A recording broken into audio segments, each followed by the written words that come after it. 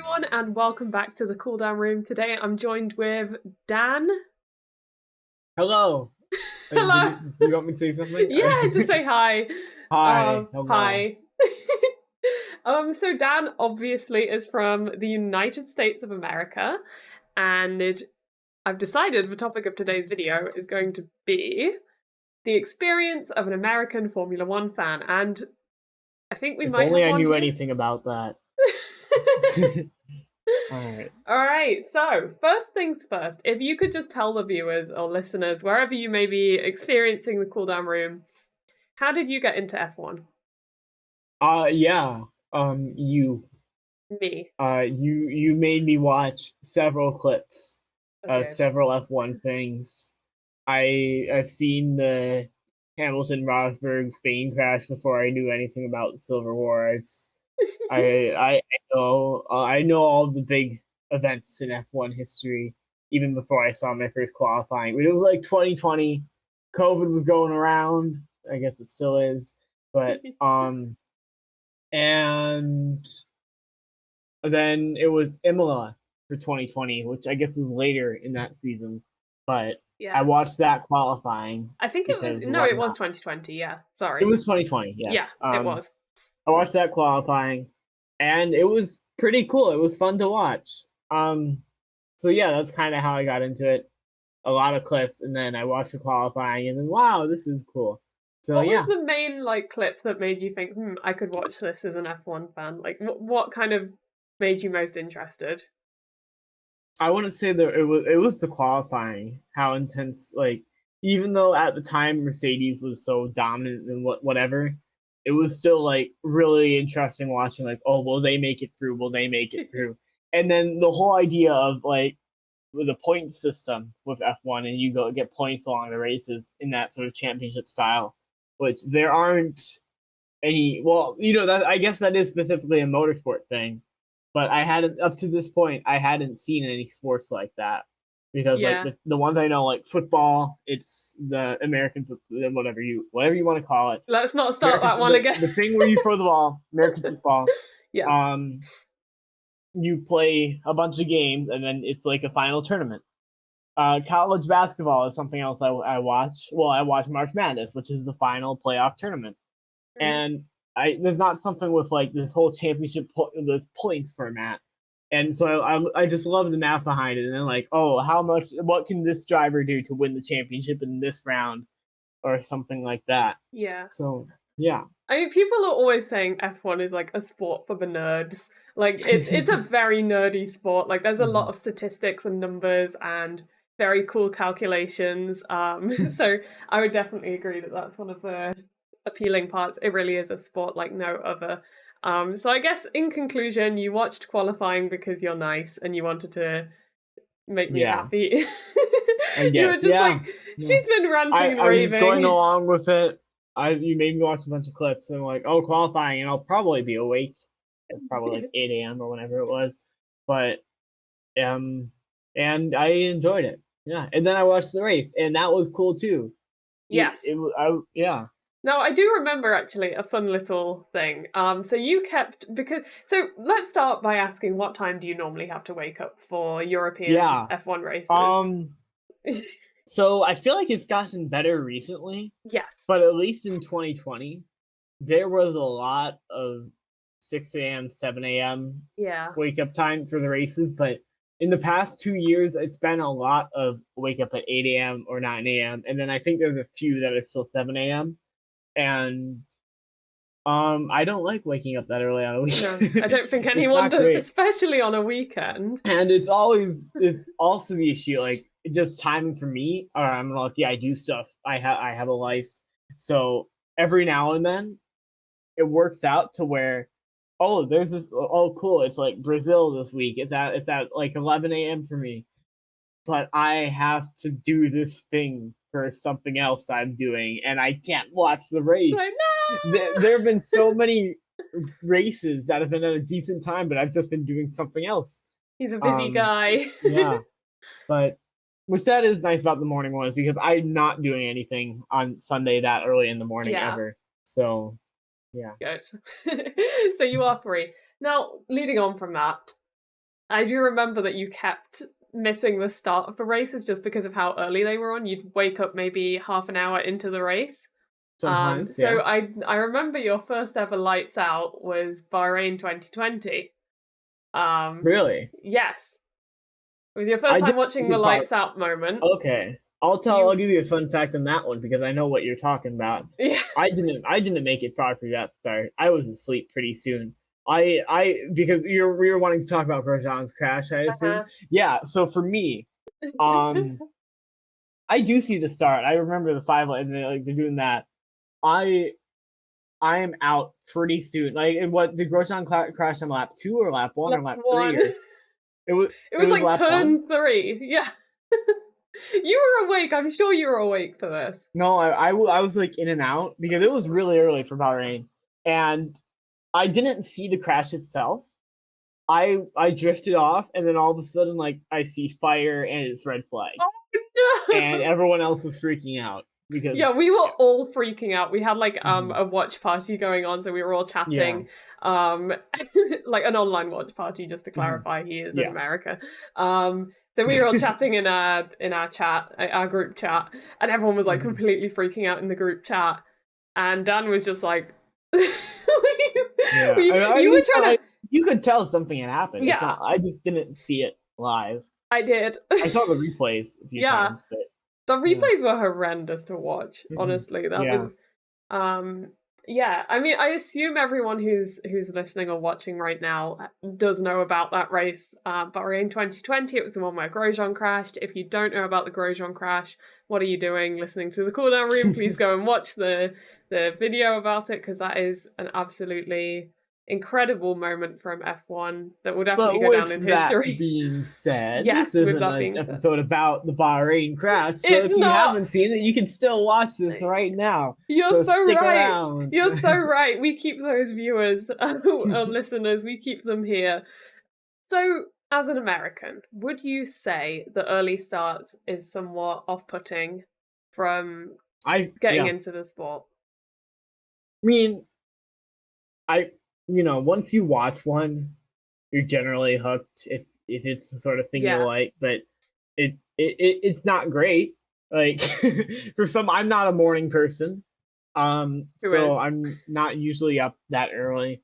Yeah, It, it's yeah, it's sometimes hard to keep up with, especially like at least for me, you don't get to watch the whole weekend. Like it FP1 and FP2 are usually like 3-4 hours before the time the race. I mean, obviously it's on FP3. Friday, Yeah. but all of the practice sessions, it's because the qualifying and the race are at the same time, and it's at like 8 a.m., 7 a.m. sort of thing. But then FP1 and FP2 might be like 4 a.m., something like that, where it's just not, which, those are the sessions to miss if you're going to miss stuff. Yeah. But, yeah, it's rare that you get to see a full weekend. Yes. And leading on from that, feeder series as well, Formula 2, Formula 3. They Oh are yeah, no, you're so not much getting any of fun. that. But yeah, Which exactly. those are both pretty entertaining this year so far, or at least Formula 2. And Yes, I'd love to talk absolutely. about that another time. But We yeah. can absolutely talk about that another time. Yeah, F2, brilliant. I got a taste of the F2, F3 being too early thing. The last race weekend was the Australian Grand Prix, and I think F2 started at like 2 a.m. or something, or 3 a.m. Mhm. There's no way. There's no way. I love Yeah. racing. I also love sleeping. So I did give that one a miss. Yeah. But yeah, I maybe one year I will start like staying up all night and seeing the yeah. whole thing. I Who will knows? add with that. Like there are the super early races, but then when it comes to Australia, Japan, and Singapore, it's like midnight. Which It goes the honestly other isn't way. that bad because I am more of a night person. Hmm. But But it's still not a great it's time, is it? interesting. No, it's Yeah, not great, but it's not great for you either. So it's not like yeah, Australia is weird for everyone. yeah. Except the Australians, who Yeah, honestly they deserve a good yeah, race they weekend can have a time. good home Grand Prix and They stuff like deserve that. it.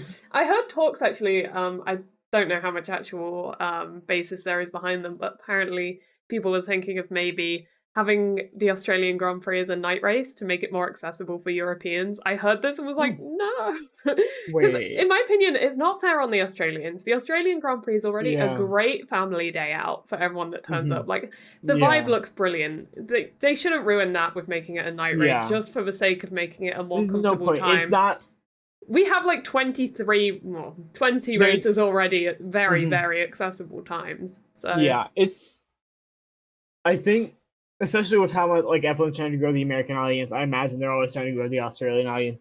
I think they can leave it how it is. It's an international sport, and that's how it's going to be sometimes. With it like that. I mean, yeah.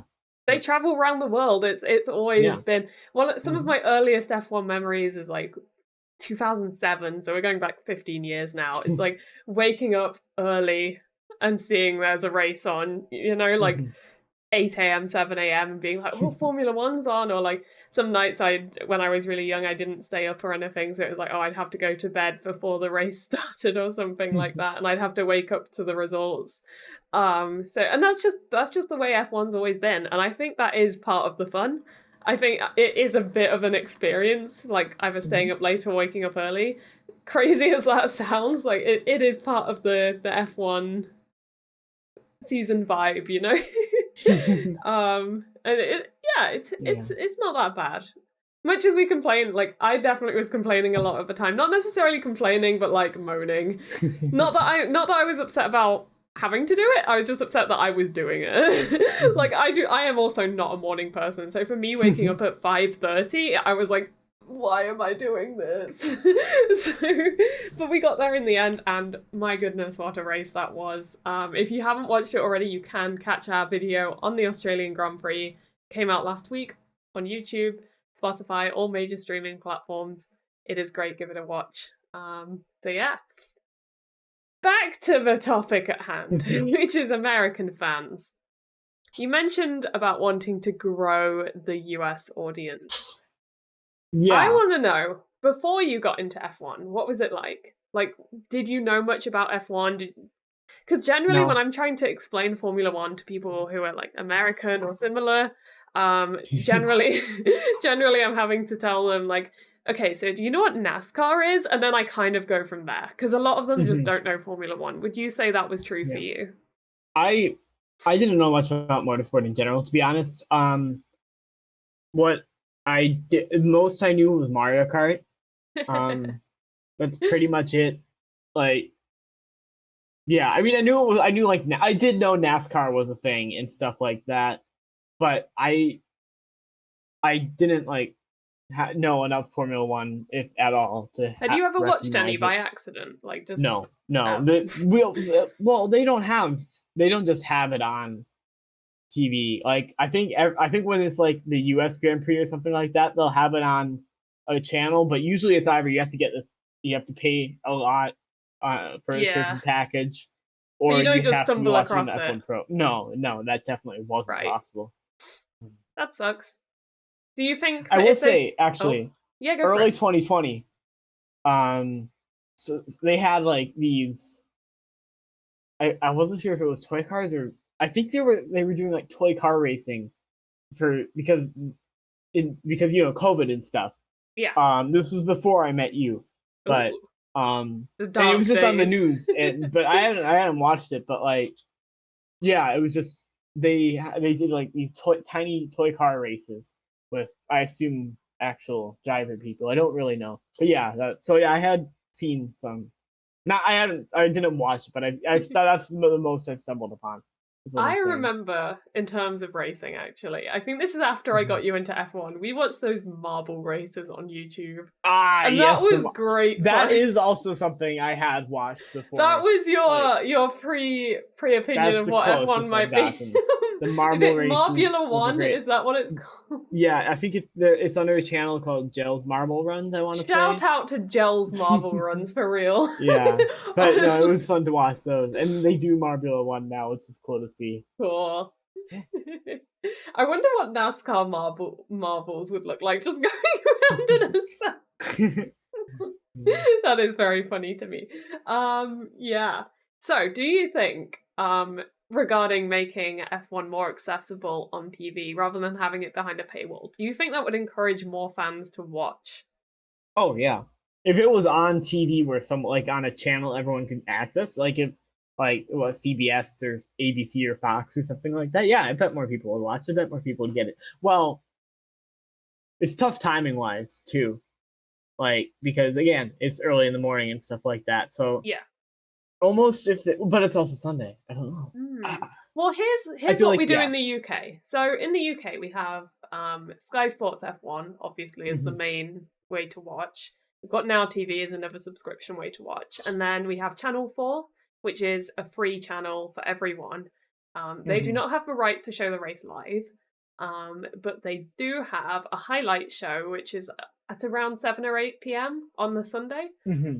And they basically make it's a fairly extended highlight, so they just cut out the dull laps basically Mhm. when nothing's really Hmm. happened. They just shorten it down Yeah. to maybe 2/3 or half of the length. Oh wow, that's Yeah, pretty good. it's a pretty hefty highlight. Like you can watch the highlights and feel like you've watched the whole race. Hmm. Um, they tell the whole story of the race basically, and they do that and they have that on in the evenings. Mhm. I find that to be fairly accessible. Yes, it's not live. Yes, it's only the highlights, but it is on free to air TV, like free to Mhm. view TV. Yeah. I So yeah. as someone kind of trying to get people into F1, I can always say to them, "Hey, look, Channel 4 has it on highlights. Do give it a watch. I think you'll enjoy it." And it's a pretty good show. Shout out to the Channel 4 team. Do you think something like that would help in the I US? I do think something like that would be good to have. I mean, it Mm. would that more people would watch. The big thing with F1 is it is an expensive sport, not just with the cars and stuff, but they charge you a lot. Like I think Yeah.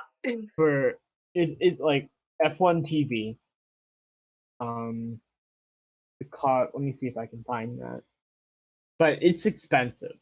So like they're not just gonna give that away. And I have a feeling there aren't many there's not enough guarantee that the channels would want to pay for that. To actually watch the races live, it would be $10 a month or See, eighty I'd pay dollars that. a year. I'd pay that. Which To be yeah, if you're a honest. diehard fan. So honestly, That's it's that's cheaper than what we have here. That's all. it's that's like less expensive than Netflix, I think. So like Yeah. or less expensive. I think even less But expensive still, than you Disney get Plus. more with So Netflix. A lot more. yeah, yeah, true. So, yeah. Yeah. Anyways, but yeah, It, no. Overall, it's expensive.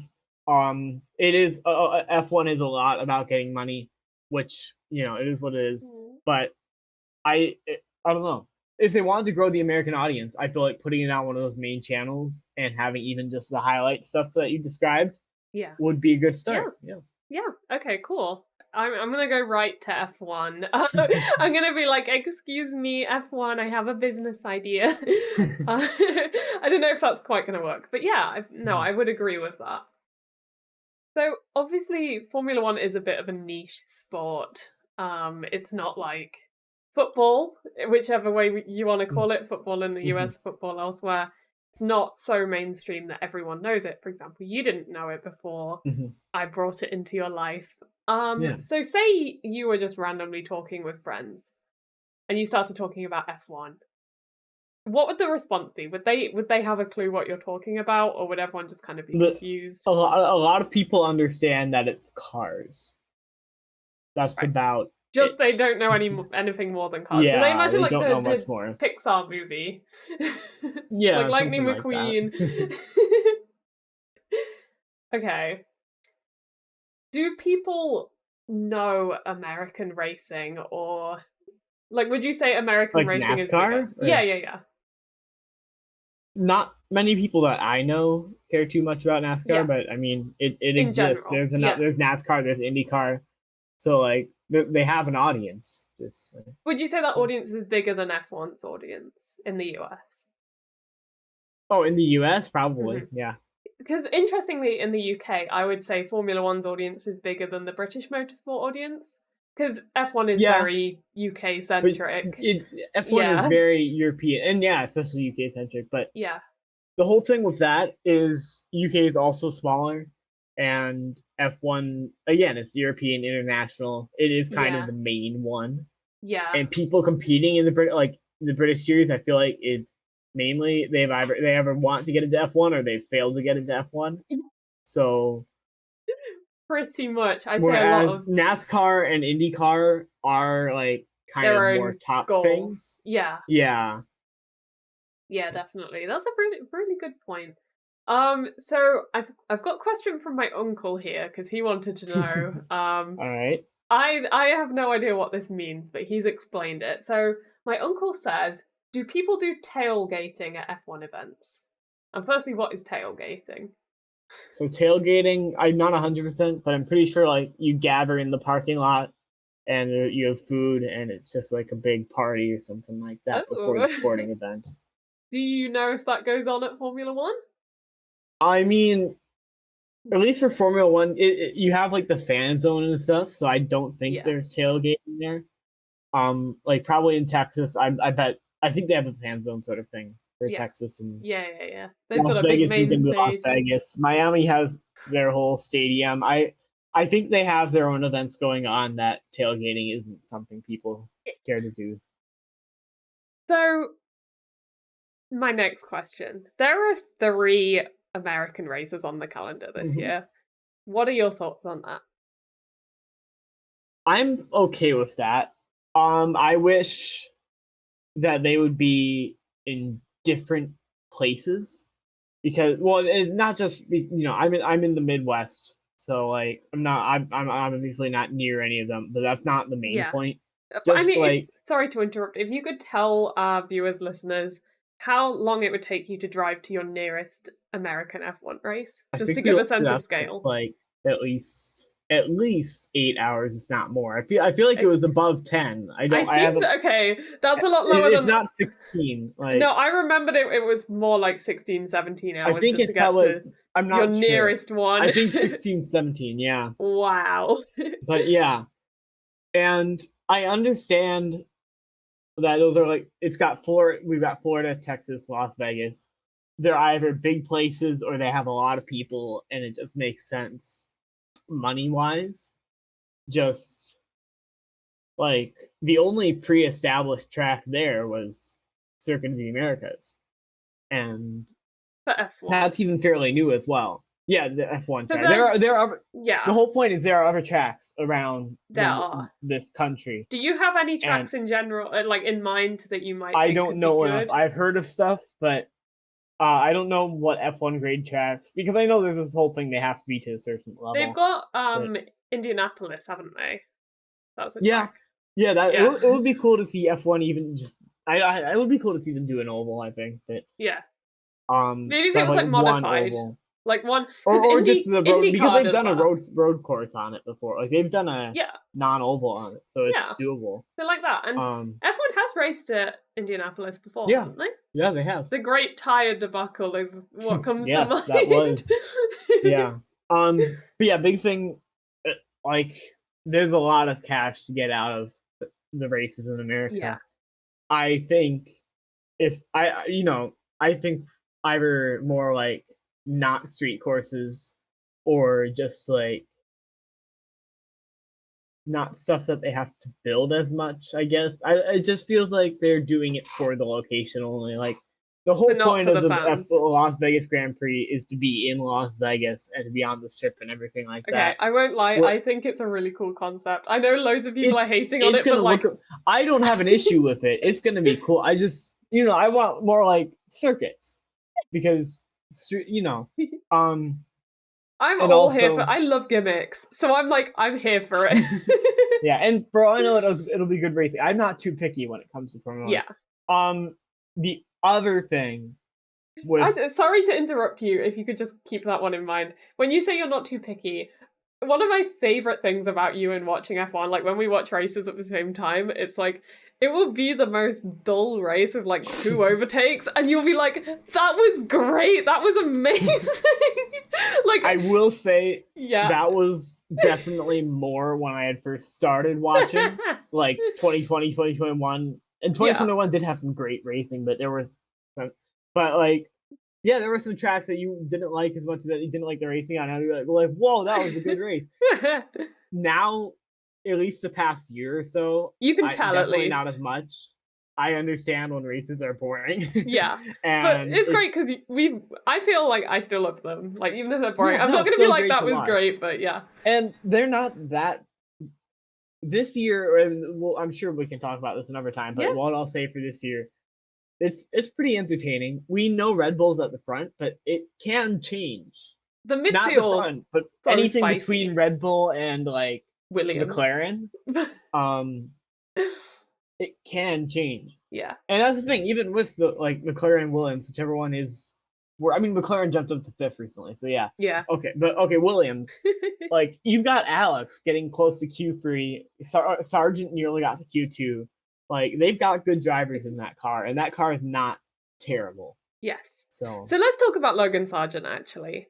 yeah, sure. First American driver in a little while. I think it might be like 2014, something like that. Yeah, I was going to say about 10 2014. years.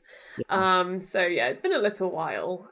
Considering what a big country it is with so much motorsport going on, it's Wait, like sorry, something I wanted to say. Sorry, go ahead. Before you asked about like what's the Las Vegas. It's so cool having free Grand Prix and I think it's justified. There are 300 million people here. Yes. Which is at least 5 times more than like the UK. Mm-hmm. So compared to all of Europe, I think it's justified to have free Grand Prix. Yes. The only thing is like with keeping a decent amount of Grand Prix, because it was going to be 24 this year and stuff like that. I don't want to lose some of the good tracks out there just so we can have more stuff in America, and with all the tracks that are paying money and stuff like that. Like it would be cool to see stuff like Hockenheim, or I've never seen a race there live. Hockenheim is good. I like. I personally love Portugal. I want them to race there. Yeah. Turkey, those races were great. Yes. Such a good track. And so some of my personal favorites as well, Sepang in Malaysia, I think. Yeah, I've never seen a race there either. This is going a little too far back for you, I'd say, but just barely, yeah. Or like even Africa, like there have been like rumors about they're gonna bring back that, but that's like, and I think each of the American F1 races with Miami Tech, they're different enough that they bring. They are very different. Yeah, we've got like Las Vegas is very street circuit. Miami's very beach. It's kind of in between COTA and Las Vegas, I'd say. Exactly. And COTA's very traditional circuit, kind of ups and downs. They're all different enough. I just don't want to like lose Spa or something like, because Spa was on the fringes last year with contracts, and then we lost France this year. We don't have a single race in France. Which, in my opinion, is an abomination. I know people don't like the. Oh, okay. No, don't worry. I agree with you. I think motorsport was literally invented in France, as far as I'm aware. It was the Rouen Paris race. In like, I want to say 1804, but I feel like that's not the right year. It was very early on in history, or maybe 1908. I don't know. I forget the dates, but it was the first ever motor race as far as I'm aware. And from then, France has had such a rich history in motorsport, and they've had so many fantastic drivers on the grid as well. And it's like, it's a huge shame to not have a single French track on the calendar. I think that's atrocious, really. So it would be like if you removed Silverstone. So, and I don't know what the whole thing is. Like, I don't know if whatever tracks are in France or what they can do to it, because I understand that people find the track they were using boring or something like that. I personally liked it, but basically, I don't want F1 to become any less international. I feel like we're getting more races in the Middle East, more races in America. I don't want to lose races in like different places, like again, like Spa, we lost France. I don't want to. I don't know if there are any other tracks really in danger, but like, as you know, I get what you mean. Keep it international. Yeah, and I think America it's justified to have 3 races there, but no more maybe. I don't know where else they would put one. Or it would be, I'd be fine with 2 races in America every year, and you can like alternate which of the 3 you use or something like that.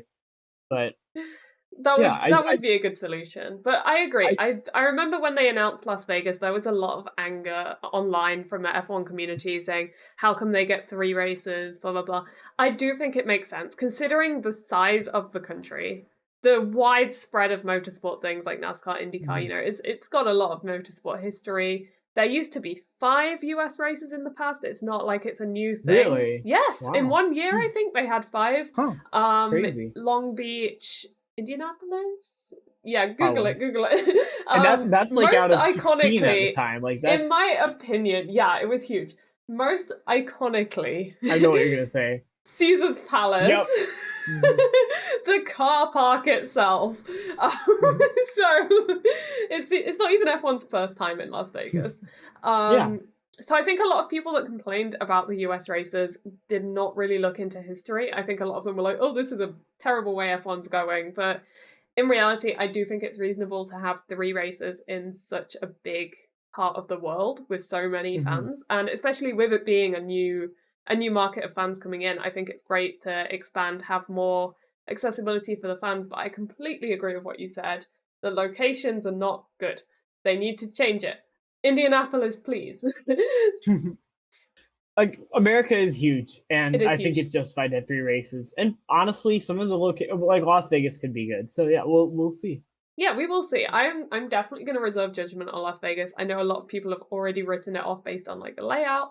I actually think it could be similar to Baku in terms of vibe, like night Baku, like Singapore meets Baku, and Hmm. I love a good street circuit. So Hmm. so I'm very excited personally, and the spectacle, like, can you imagine? So I'm very, very excited personally, and I do completely agree about F1 keeping international. I think there are maybe 1 or 2 too many in the Middle East right now. We don't really need Hmm. 4 in such small proximity, especially when they Hmm. do feel very similar. Yeah. It's all very night, deserty, streetish To be tracks. fair, I don't know which one of those I would get rid of. Like, I'd get rid of Qatar and potentially Abu Dhabi.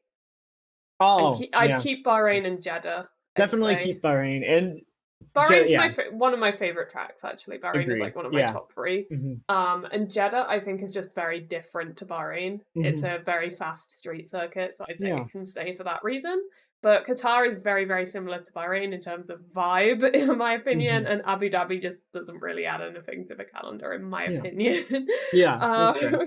So and then I would add India, Bud International Mm. Circuit. I know Neil would very much approve that his home track.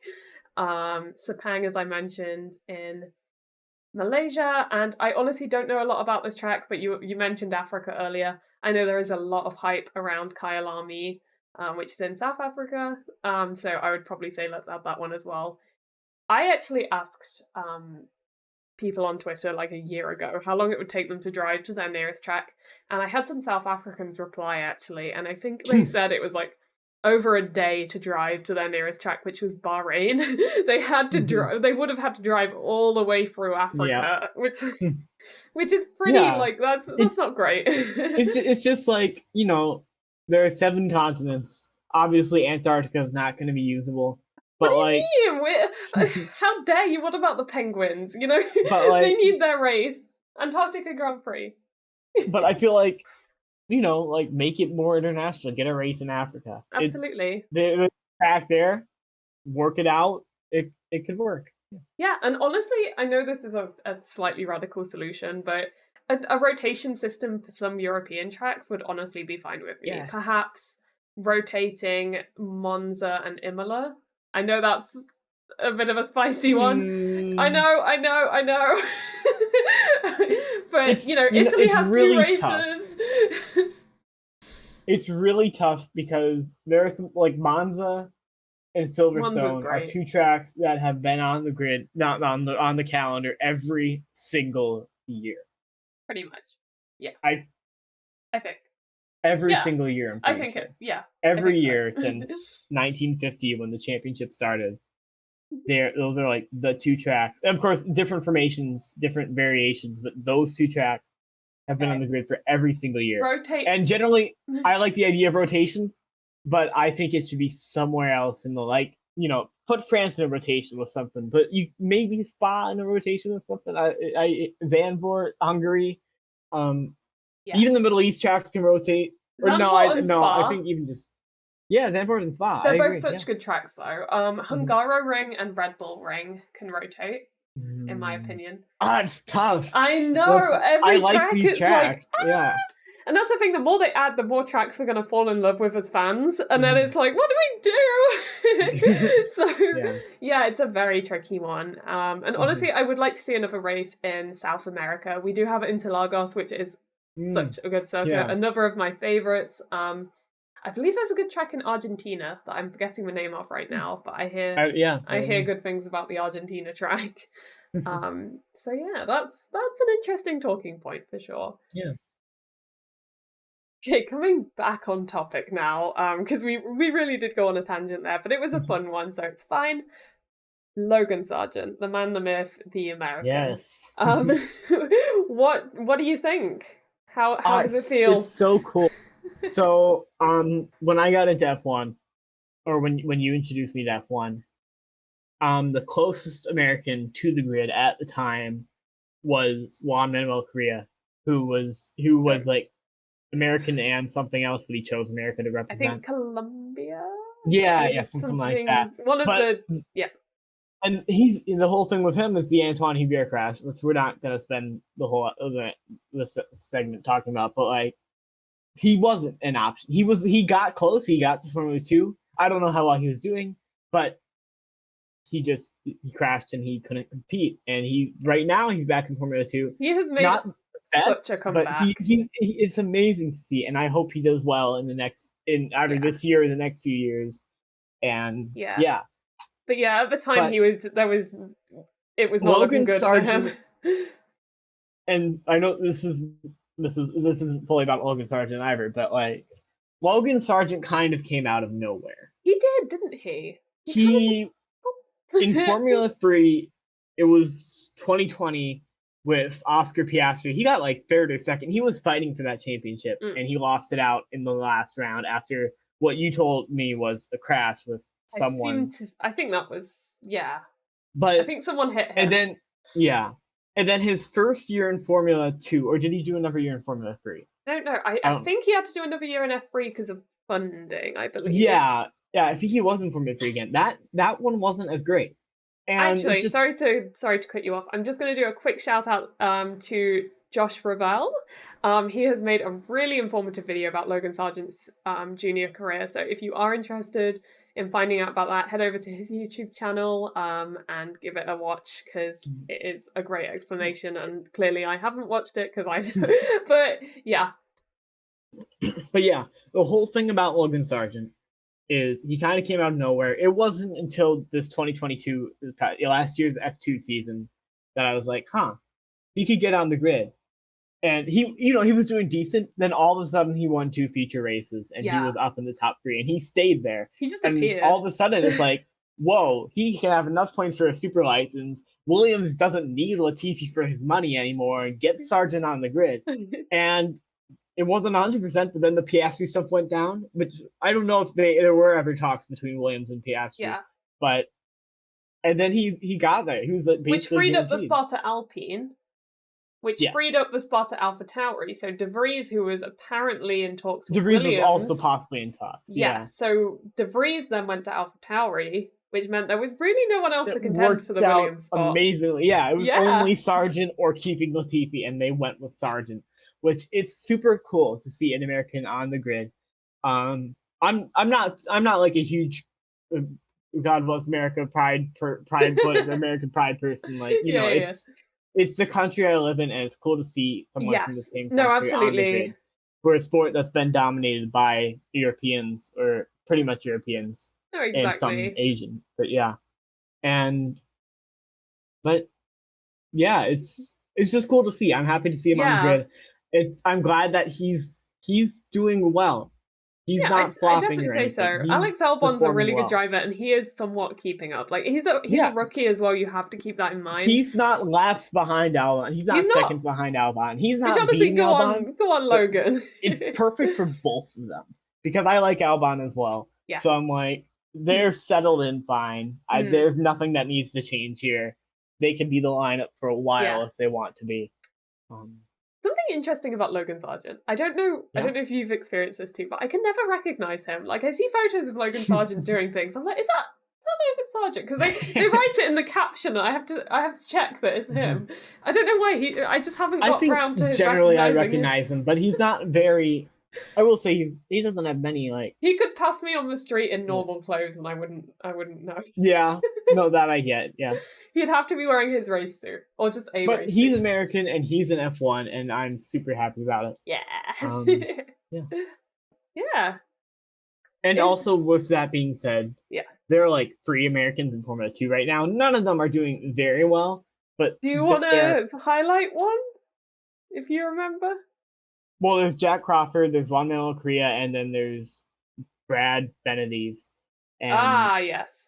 Brad Benavides is like in last. Juan Manuel Correa has like 1 point, and Jack Crawford, he got second in the sprint race recently. Yeah, Jack Crawford is probably, out of the 3, probably the most one to watch. He's, I think, second year in F2 or third? This is his first. Okay. I'm pretty sure. Then I watched him last year in F3. He was fairly strong. He had his moments. He wasn't the most consistent, I'd say, but he's definitely someone to keep an eye on. So none of them are very high up right now. Let's keep another thing with Crawford. He's also in the Red Bull program, but I think he'll have to focus on next year. Is Correa still with Alpha, or was that ages ago? Wasn't Correa with? They were Sauber at the time. Oh, I had no idea. I don't think he's with anyone at this point. Okay. Maybe he is. I could be wrong, but none of them are very high up in the championship, and it's only been 3 rounds, but I don't think any of them are going to be in the top 5 or anything. I think there are other drivers, but that doesn't mean anything for 2024. So that could be the focus for some of them. Yeah, no, definitely. And it's always tough in your rookie season. I think it's to be expected. It's rare that you can come in as a rookie and blitz it. I mean, we've seen it happen a few times, and those drivers have always gone into F1. So, George Russell being one. Not always. The rookies that have won it, Oh, okay. Yeah. George Russell, Oscar Piastri. Piastri had to take a year. Well, Piastri had to take a year. Yeah. But they got there. Yeah. They got there in the end. That's what matters. Yeah. Do you have anything else to add about being an American F1 fan? Have we missed anything? Just something I like about it. I think F1's one of the smallest sports out there. Like, not smallest, but like there are 20 people competing and 10 teams. If you're a football fan, American football, whatever you want to call it, you're probably rooting for a team. And if you're a really, really huge fan, you're going to know a lot of people on the team, and you're going to know a lot of people in the whole like NFL. Yeah. But I like in F1 how you can be rooting for a person or a team of 2, and just how intricate those relationships are with the team. Like, you only have the same car as your teammate. Everyone else's car is different, and you have to try to beat them, whether your car is better or not. And everyone. You can probably name everyone on the grid once you've seen a few races.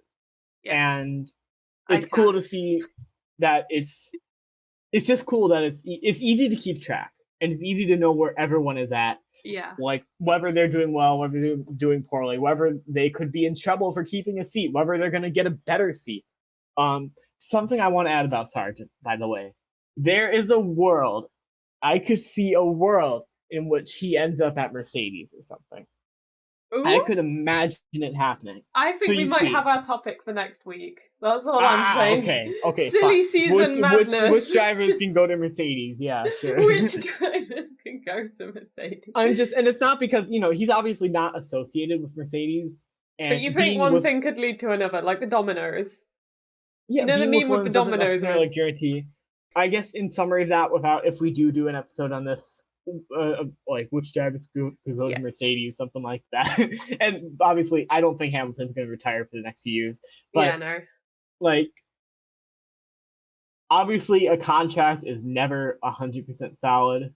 But if Norris is locked in, if Gasly is not locked in, I'm pretty sure Norris has a contract for 2028.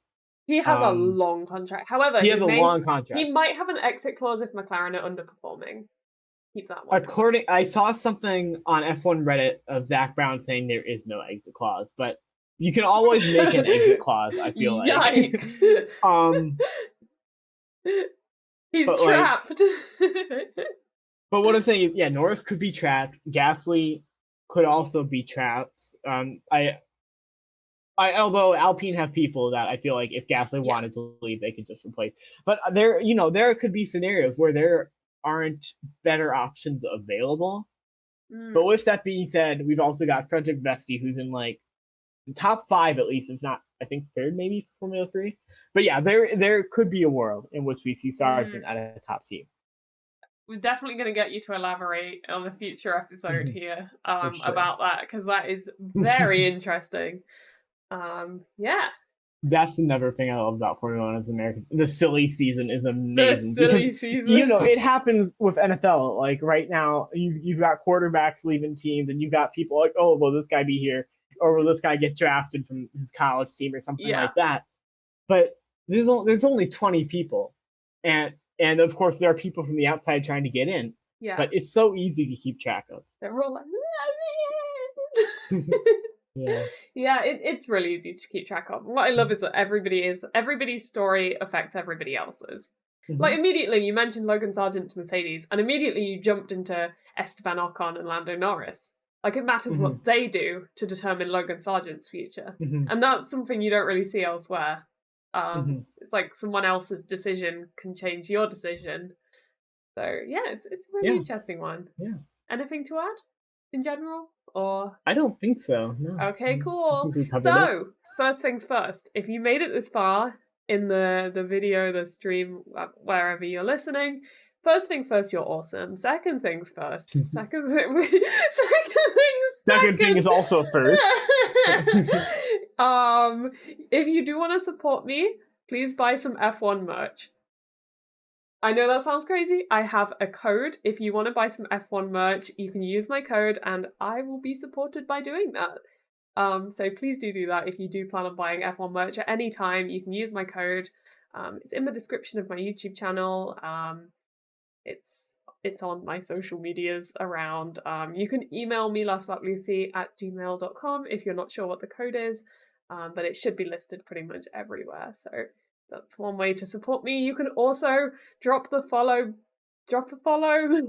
hit follow, subscribe, like and share, tell your friends, tell your that's all family. Free. That is all free. That is all free.